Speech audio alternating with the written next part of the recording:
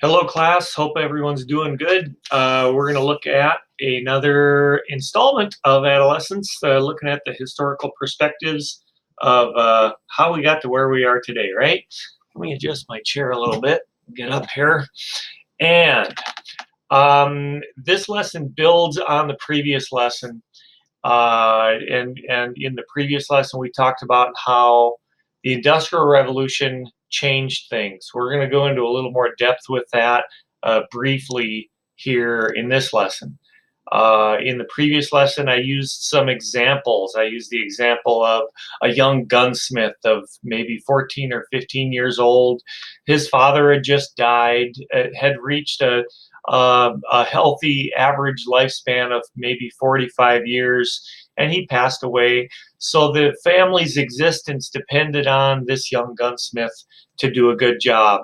And about that time, the gun factory opens up down the road, and the gunsmith is out of work. Who does the factory owner hire? Gunsmiths, of course. But why hire a 15-year-old when you can hire a 25-year-old? Those were the kinds of changes that happened. They didn't happen the way that story dramatized. They happened over the course of 150 years or so, from the late 1700s through to 1920 or 30. So let's take a look today at just exactly how life became different, specifically for adolescents, as a result of the Industrial Revolution. Here we go. And this first slide, the effects of the Industrial Revolution. Life was different, not just for teenagers, but you can argue that teenagers faced the brunt of these changes. No one's life was disrupted, perhaps, as much as theirs, arguably, right? One of those changes was the definition of work and home as being separate places. The Industrial Revolution created that. Remember, before, if you were a baker, you got up and you went in the next room and you baked. Now there would be industrial factory bakeries. And if you were a baker, you got up and you went across town to where the massive bakery was, and you went to work, right? Work and home became separate. And this happened for massive numbers of people. A greater and greater proportion of the population lived separately from where they worked. And it's true to this day. The exceptions, the family farmer, they get up and they go outside and they work right where they're at, in the same location, essentially, right? Factories became the workplace for many, and life changed forever. And boy, you could arguably say it changed for the worse in many ways. Let's keep going. Loss of work identity. Remember in the previous video, I talked about how literally, your name and your job were the same thing. Baker, cook, farmer, hunter, knight, wright, smith, etc. All those names derived from occupations, and shoemaker, for crying out loud. They were derived from occupations. What you did for your livelihood was who you were. There was no distinction, right? So your work identity was tremendously important. It still is. When you meet someone new, one of the first questions is, so what do you do? What job do you have? What do you do? It helps us figure out who that other person is that we're meeting. It helps us figure out who they are as a person. That became much more complicated with the Industrial Revolution. And we lost part of who we are, really. We lost part of that development of who we are. Now, this is a task that we have to complete, figuring out who we are as an adult. I'm going to get to that in another lesson. Since dad was gone 12 plus hours a day, 14, 16 hours a day, boys growing up were no longer exposed to the world of work as they were before the Industrial Revolution. Remember the example of the baker growing up? And the son, from just being a toddler, barely able to walk and talk, aspires to be, dad's like the hero. And everyone wants to be like dad. Well, yeah, he's providing for his family. He's working his tail off, and he starts training you. Now, he's just gone. But not only is he's not there, he's gone, and he no longer shows you what he does for a living. It's like, hey, dad, what do you do? What's your job? What do you do? Oh, I maintain pressure on the widget machine down at the factory. But what does that mean? What do you do? Well, I control the pressures so that the widgets come out properly. And it's like, I don't know what that means. So kids not only were not exposed to work every single day, they weren't taught about it. They didn't understand it. They no longer developed that work identity. It wasn't a part of who they are as they grew up. This is a huge change. The fathers raising their kids to become and follow in their footsteps and become that same skilled craftsman, that was all gone. For the most part, that was gone. Let's keep going.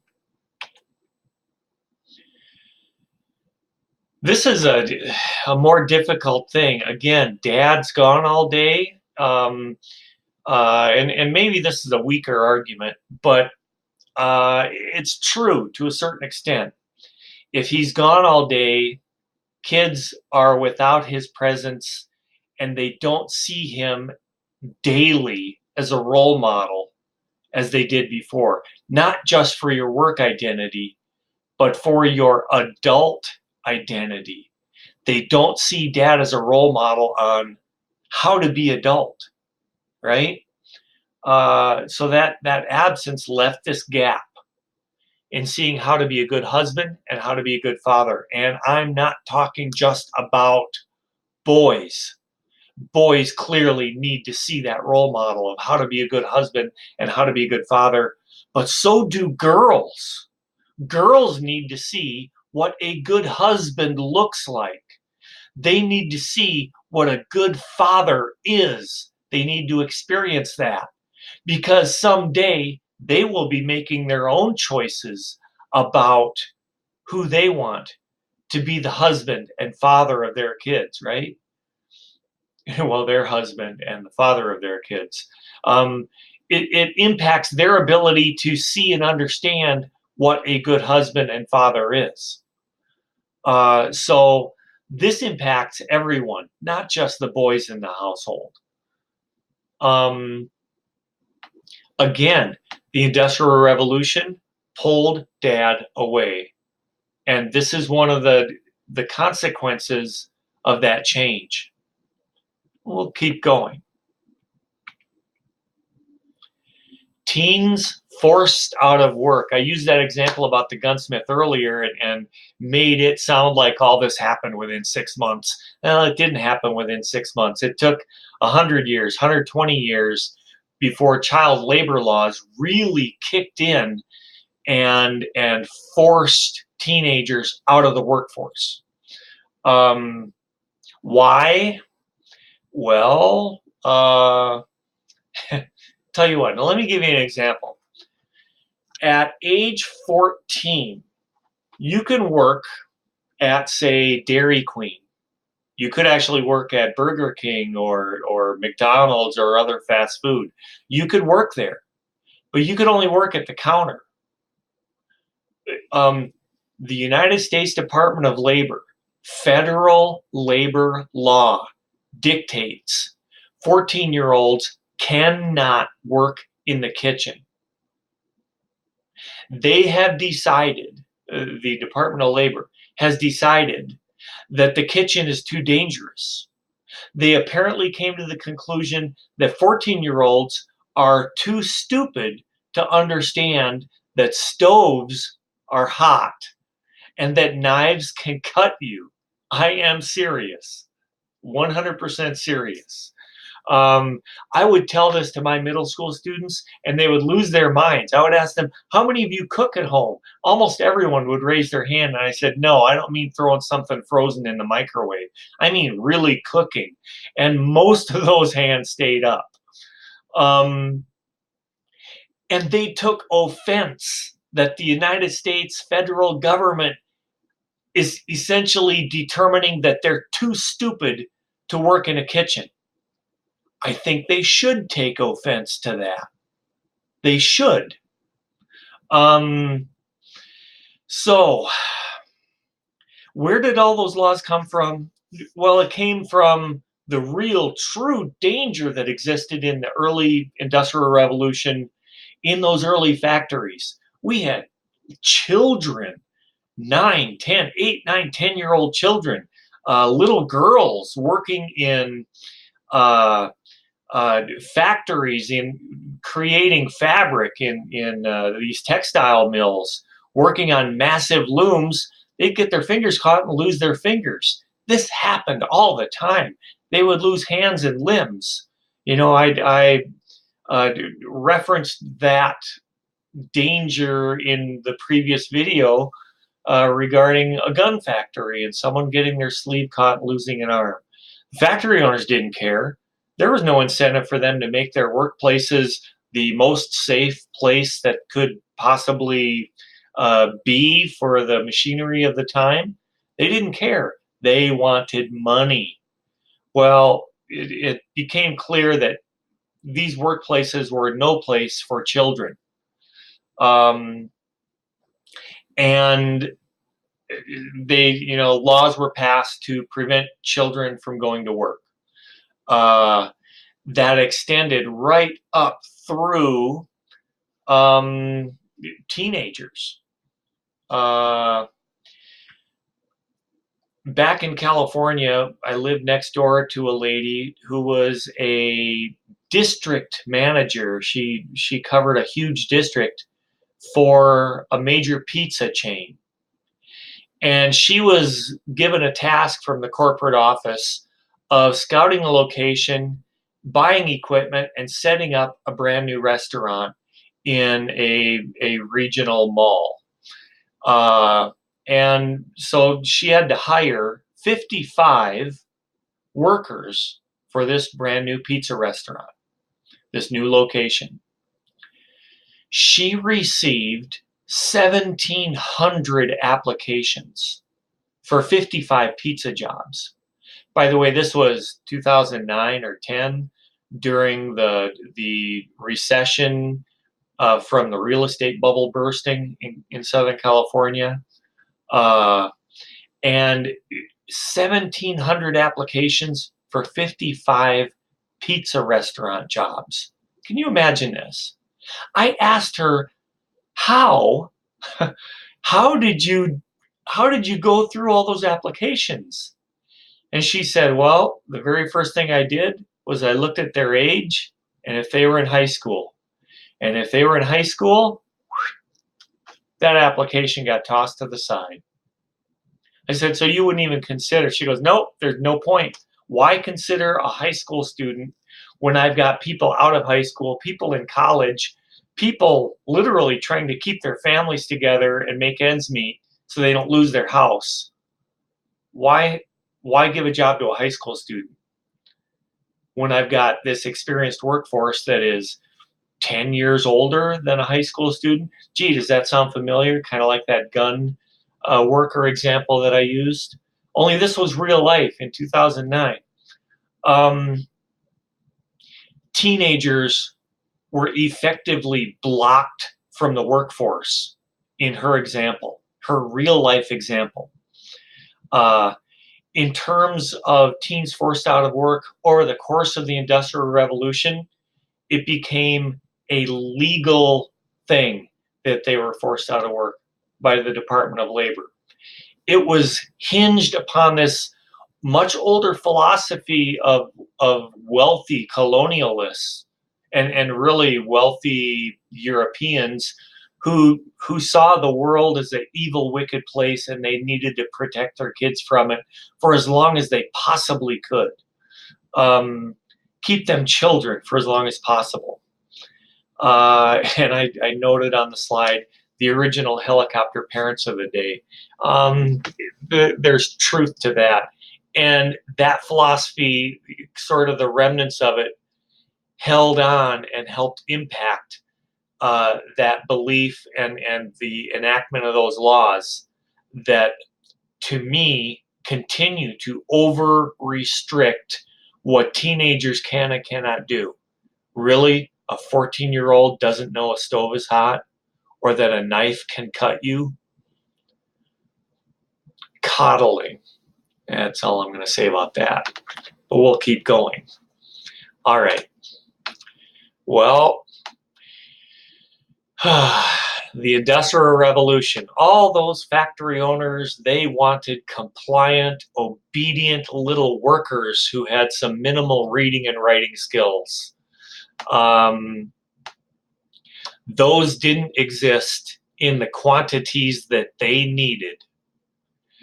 Government saw the need also, and government wanted factory owners to have the workforce they needed because it helped the country grow. So, modern education, right? Schools funded by government with curriculum dictated by the needs of industry became mandatory.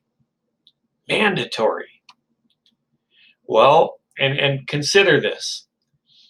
This also became a convenient place to keep kids who are no longer allowed to enter the workforce. Right? They weren't allowed in. Why hire the 15-year-old when there are a whole pool of 25-year-olds that want and need the job and have families, right? So what do you do with all these I don't know, 8 to or even 6 to 15-year-olds? You make them go to school. You force them to go to school. And honestly, I think everyone today has had their moment sitting in a classroom thinking, why the hell do I have to sit here and listen to this? Maybe you're thinking that right now. I don't know. It literally became a little prison, right?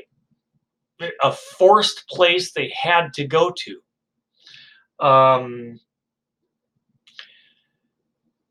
I think about the old music video. We don't need no education, right? And that sense of rebellion. That sense of rebellion really clicks. And let's see why. This is why. The rite of passage lost its meaning. The ability of teens to actually engage in adult decision-making and life choices was stripped from them socially and legally, familially, right? They could no longer work. They could no longer have a job. They were legally restricted. Their rights were restricted and stripped from them legally. The age of 18 was established as this is when you're now adult.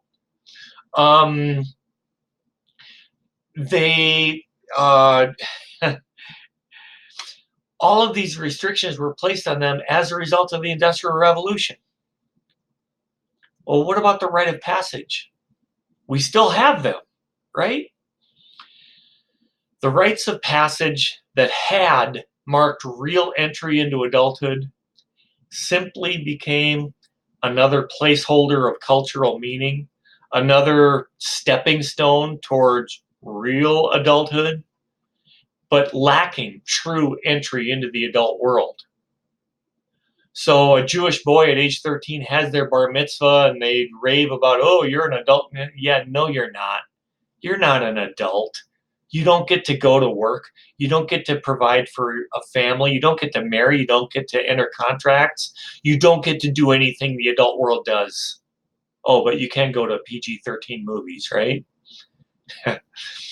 uh, and you get a little pat on the head, and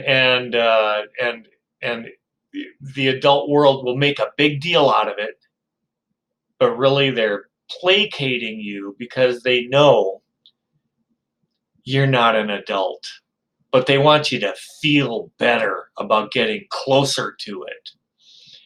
I'm kind of venturing into our next video lesson, but